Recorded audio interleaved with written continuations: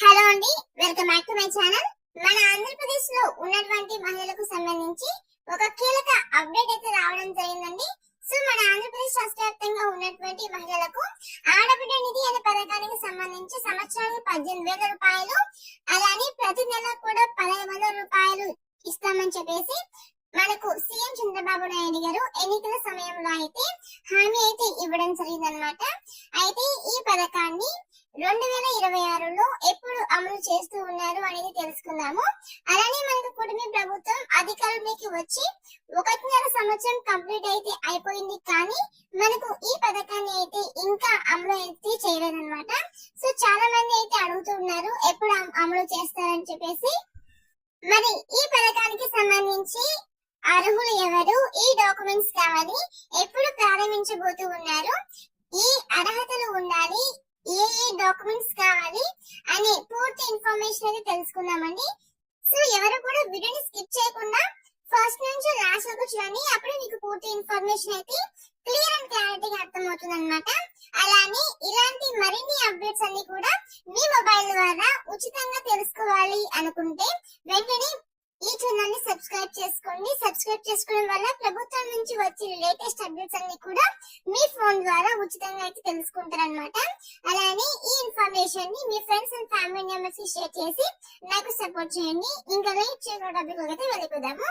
So మన ఆంధ్రప్రదేశ్ రాష్ట్ర వ్యాప్తంగా కూటమి ప్రభుత్వం అధికారంలోకి వచ్చినప్పటి నుంచి ఎన్నికల మేనిఫెస్టోలో భాగంగా అర్హులైన మహిళలు అందరికీ కూడా నెలకి 1,100 రూపాయలు ఆడబిడ్డ నిధి కింద అయితే జమ చేస్తామని చెప్పేసి మనకు చెప్పడం జరిగింది. సో ఎవరికి జమ చేస్తారు అనేది ఒకసారి చూసుకునేట్లు అయితే 18 ఏళ్లు పైబడి 60 సంవత్సరాలు లోపల ఉన్నటువంటి మహిళలకు అయితే జమ అయితే చేస్తారండి. సో మనకు అదే కాకుండా SC, ST, BC, minority, OC, EBC కులాలకు సంబంధించి ఇలా అన్ని కులాలకు సంబంధించిన మహిళలకు అయితే డబ్బులు జమ చేస్తామని చెప్పేసి చెప్పడం జరిగింది. అలాగే మనకు ఇప్పటి వరకు చూసుకునేట్లు అయితే 1.5 సంవత్సరం అయితే కంప్లీట్ అయింది కుటుంబ ప్రభుత్వం అధికారంలోకి వచ్చి. అయితే ఇంకా అయితే ఈ పథకాన్ని అయితే అమలులోకి తీసుకొని రాలేదన్నమాట. సో చాలా మంది అయితే అడుగుతున్నారు ఎప్పుడు అమలు చేస్తారని చెప్పేసి. సో ఈ పథకానికి సంబంధించి డీటెయిల్ ఇన్ఫర్మేషన్ అంతా కూడా ఈ వీడియో ద్వారా తెలియజేస్తాను. సో ఎవరు కూడా స్కిప్ చేయకుండా ఫస్ట్ నుంచి లాస్ట్ వరకు చూసేయండి. అలాగే ఏ అర్హతలు ఉండాలి అనేది కూడా తెలుసుకుందాము.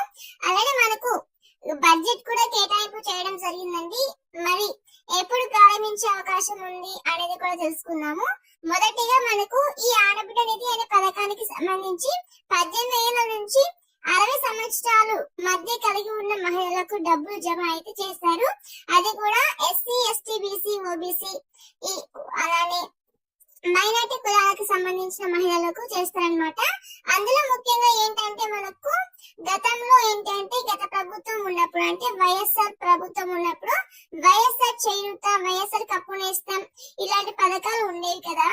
సో ఆ పథకాల ప్లేస్ లో మనకు ఇప్పుడు ఈ పథకాన్ని అంటే ఈ ఆడబిడ్డ నిధి అనే పథకాన్ని అయితే మనకి గత ప్రభుత్వం ఉన్నప్పుడు అంటే వైఎస్ఆర్ ప్రభుత్వం ఉన్నప్పుడు అయితే సంవత్సరానికి 18,000 ఒకేసారి అయితే వేసేవాళ్ళు అనమాట. కానీ ఇప్పుడు మన కుటుంబ ప్రభుత్వము నెలకి 1,100 రూపాయలు చొప్పున ఇస్తామని చెప్పేసి చెప్పడం జరిగిందనమాట.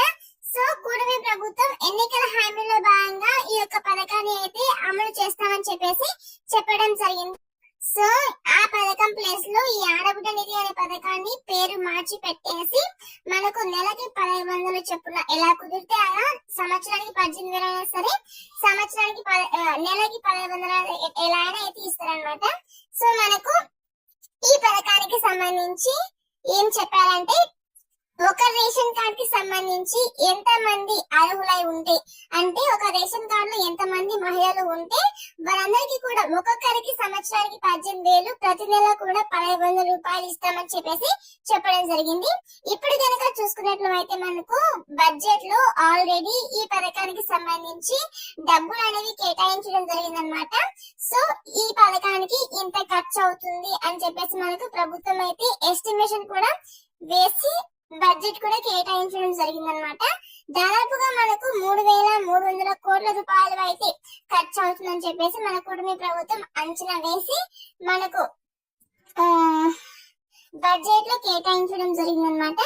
అయినప్పటికీ కూడా మనకు ప్రభుత్వం అయితే ఇంకా ఈ పథకాన్ని రాష్ట్ర వ్యాప్తంగా అయితే అమలు చేయలేదన్నమాట.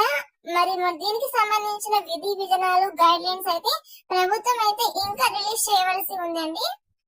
సో ఈ ఆడబిడ్డ నిధి అనే పథకానికి సంబంధించి ఎవరు అర్హులవుతారు, ఈ పథకానికి సంబంధించి అప్లికేషన్ ప్రాసెస్ ఏంటి అనేది తెలుసుకుందాము. ఫస్ట్ వచ్చేసి మనకు అప్లికేషన్ ప్రాసెస్ అండ్ కావాల్సిన డాక్యుమెంట్స్ అయితే తెలుసుకుందామండి. సో ఏ డాక్యుమెంట్స్ కావాలి అంటే లబ్ధిదారులకు సంబంధించి అప్లై చేసేటప్పుడు ఏ డాక్యుమెంట్స్ కావాలని చూసుకున్నట్లయితే వారికి ఆధార్ కార్డ్ అయితే కంపల్సరీగా కలిగి ఉండాలి. అది కూడా ఆధార్ కార్డులో ఆంధ్రప్రదేశ్ కి సంబంధించిన అడ్రస్ ఉండాలి, ఆంధ్రప్రదేశే ఉండాలి. అది కూడా మనకు అప్లై చేసుకునేటప్పుడు మనము గ్రామ లేదా వార్డు సచివాలయంలో అయితే అప్లై చేసుకోవాల్సి ఉంటుంది ఈ పథకానికి సంబంధించి.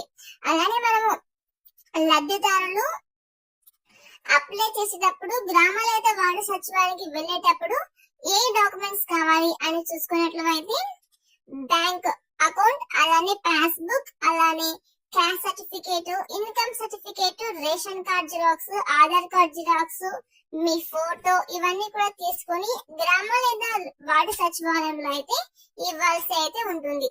సో చాలా మంది అయితే మనకు పోస్ట్ ఆఫీస్ అకౌంట్ ఉండాలి అని చెప్తున్నారండి. సో పోస్ట్ ఆఫీస్ అకౌంట్ అనేది ఏం కంపల్సరీ కాదండి, మనకు కంపల్సరీగా బ్యాంక్ అకౌంట్ అని ఉండాలి. అది ఏ బ్యాంక్ లో అయినా కావచ్చు, ఏ పోస్ట్ ఆఫీస్ లో అయినా కావచ్చు, మనకు కంపల్సరీ ఒక అకౌంట్ అయితే ఉండాలి. ఎందుకు, మనకు ప్రభుత్వం డబ్బులు మనకి క్యాష్ అయితే ఇవ్వదు కదా, మన బ్యాంక్ అకౌంట్ లో అయితే వేయడం జరుగుతుంది.